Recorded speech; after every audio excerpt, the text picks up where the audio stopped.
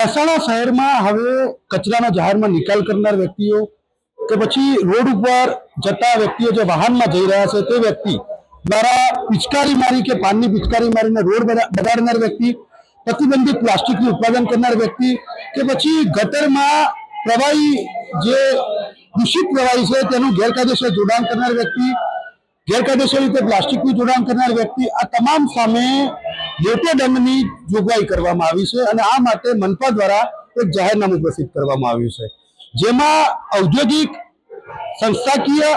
અને વાણિજ્યિક એમ ત્રણ ભાગ પાડવામાં આવ્યા છે, જેમાં પ્રથમ વખત, દ્વિતીય વખત અને ત્યારબાદ જો વારંવાર આ પ્રકારે ટેવાયેલા વ્યક્તિઓ હોય તો તેની સામે આકરા પગલાંની પણ જોગવાઈ કરવામાં આવી છે. જે જાહેરનામું પ્રસિદ્ધ કરવામાં આવ્યું છે મનપા દ્વારા, તેમાં જે સ્પષ્ટ ઉલ્લેખ કરવામાં આવ્યો છે તે ઉલ્લેખ મુજબ જે આ પ્રકારના કૃત્યો કરે છે અથવા તો આ પ્રકારના કૃત્યો સાથે જોડાયેલા લોકો છે, જે ઘન કચરાનો